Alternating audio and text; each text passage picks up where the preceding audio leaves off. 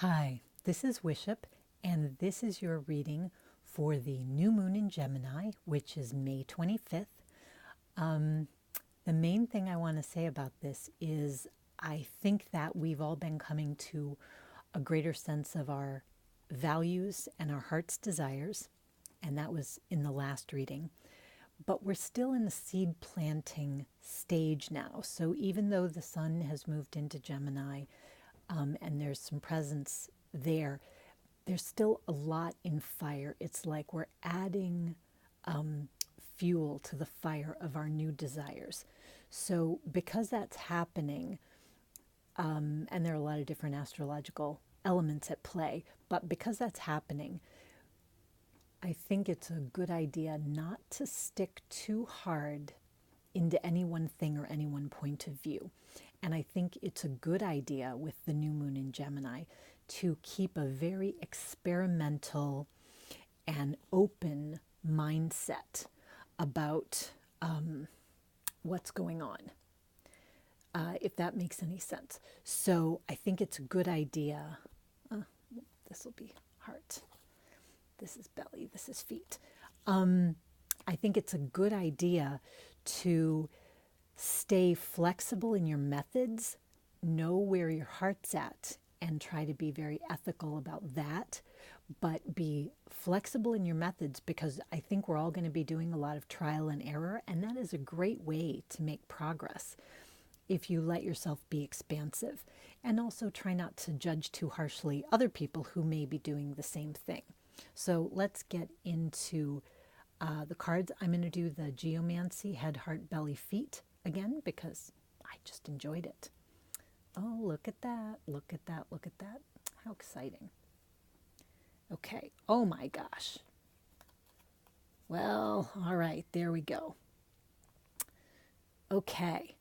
So I'm going to just see if I can. I'm going to block this off. I've also got an oracle card, two oracle cards for us actually. One from the Vintage Wisdom Oracle and another one from the Past Life Oracle. But I'm just going to block this down here so that we're just focused on the ones we want. Okay, so we have Caput Draconis, which is the node, the north node of the moon, the dragon's head. And it's funny because I put this one over here and then I switched it, went, no, this is really the heart, because this is head, heart, belly, feet, or head, heart, belly, feet. But it doesn't matter because the dragon's head is in both of them, which is very interesting. So the north node of the moon, as you may know, has just moved into Leo. Very creative. It's about things which are your baby. It's about things which you are doing in fun. It's about sports, leisure, activity. It can also be about dating and just fun-loving activities, enthusiasm. And so with the new moon in Gemini, I was really feeling that need to be lighthearted in one's approach, because I think if you decide things too harshly or judge too harshly, those words and thoughts are going to stick around more maybe than you want them to right now. So the idea is to keep it light and enthusiastic and experimental and creative, because that's really how you're going to nourish and sort of coax those seeds forward that you were planting at the Taurus new moon. Another thing, because the new moon's in Gemini, if you did write the Taurus new moon intentions, go back and read those to yourself. Read them out loud. Think about them. Now's the time when you're really helping to encourage their growth. So acquisitio, which is gain. And so this is very much about growth. It is about, it's a fire sign. Okay, so this is Jupiter and fire. This is Sagittarius. Acquisitio is gain. It's gaining knowledge. And actually what happens is after this new moon in Gemini, the next full moon of June 9th is in Sagittarius. So we're just moving in this hugely expansive way that really benefits curiosity and learning. So while you may have made some big decisions about the values that you have in your life, what and who you really care most deeply about, now is the time to expand your horizons about how you want to honor those things, work with those things, pursue those things.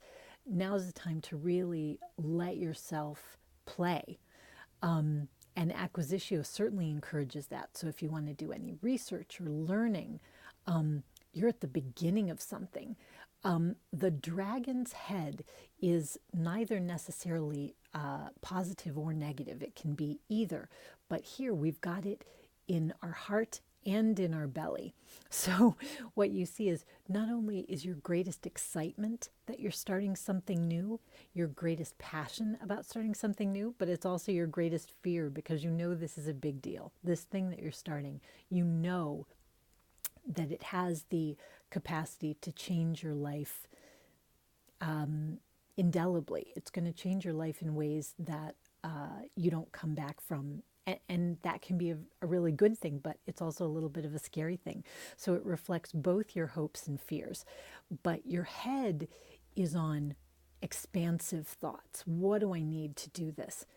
And you've got albus in your feet. So your actions, actually, albus is a slower moving sign, which I really like, because it's more of the it is actually Gemini, but in geomancy, albus is a slow, prudent sort of energy. It's honorable, it's noble, it's stable and thoughtful. So what's really happening is let your mind range anywhere it wants to go. But when you choose your actions, do that prudently. But right now, I think, is a time to be experimental, as long as you're being ethical. Albus is very ethical and very honorable. And right now, the key point of honor is about honoring yourself, is about honoring your deep desires, which have come forward in some form of passion and expression, and now honoring that in an ethical way. And I will say later on, May 29th, Venus is going to oppose Pluto. I think of oppositions as a chance to get the best from both sides, to add each side of the opposition as a tool in your toolkit. So Venus, obviously, we've got heart, relationships. Pluto on the other side, we've got power and wealth. Now is another time to make peace with your feelings of power and wealth. Do you feel that you can be ethical and also be powerful? Because your new life may take you into areas of power that require ethics. So are you ready to accept power, not only over yourself, but possibly over other things? Like, let's say you're starting a business, but it's not going to remain a solopreneurship, and then you're going to have employees. Do you feel like you can balance the human qualities of connection and empathy and compassion, along with the pragmatic qualities of making decisions and setting standards, which will allow you to create a successful business that supports you and your employees, but in a way that is respectful and sustaining for both? Where do you find your place on that continuum? I think that's being asked. And I do think that's going to be something that you're going to figure out by trial and error. You may make some mistakes. And with the new moon in Gemini, the approach to those mistakes is going to be honest about it. Just confess you screwed up, express what you want to do better, and just move forward. But don't try to hide it, or try to hide in pride, because things are going to come out. It'll just be better to say, look, I'm in an experimental period, and this wasn't a winning experiment, and I'm sorry if my words or my decisions hurt you, but I'm really trying to figure out something very important to myself, and I may make more mistakes in the future. Because it's true. It's really going to happen. If you're really using this expansive energy, you are likely to make missteps. And that's okay, as long as you're honest and you try not to let them linger, and you try to be forthright about saying you're sorry. I don't know, what else can you do? Really, that saying, if you're going to make an omelet, you have to break a couple eggs. there is something true. You don't have to be cruel or oppressive to people, but you do have to challenge consensus, because there's no way to do something new while you're stuck in what everybody's been doing. So let's look at what we have as our oracle card, which is from the Vintage Wisdom. Oh, look, celebration. I like that. And I got a past life oracle card too, because it was sort of like these were going to work together. Oh, phobias. Okay, interesting. So to me, these are the two sides of Gemini that we're dealing with here. Gemini is ruled by Mercury. Mercury is currently in Taurus. So what's happening with the new moon in Gemini is we've got these new thoughts, we've got these exciting, expansive things, but we also may have, if our Mercury is feeling overactive, a sense of nervousness about taking the challenge. Just like we said, we've got the head of the dragon in our heart and in our belly. We're so excited, but we're also afraid. Celebration is where we really want to go. We want this transformative experience. You know, we see the butterflies and we think of transformation. We want to be reaching forward, you know, and this has an airy quality, sort of like the Page of Swords. And yet at the same time, you see this person with their hands clasped together very tightly and everything is covered and they're sort of locked down. And I think that is part of the challenge that we're going to be facing. Not to lock down your sense of experimentation too early, not to, while you're busy drawing all the new territory on your map that you could explore, don't pick only one destination and say, well, this is it.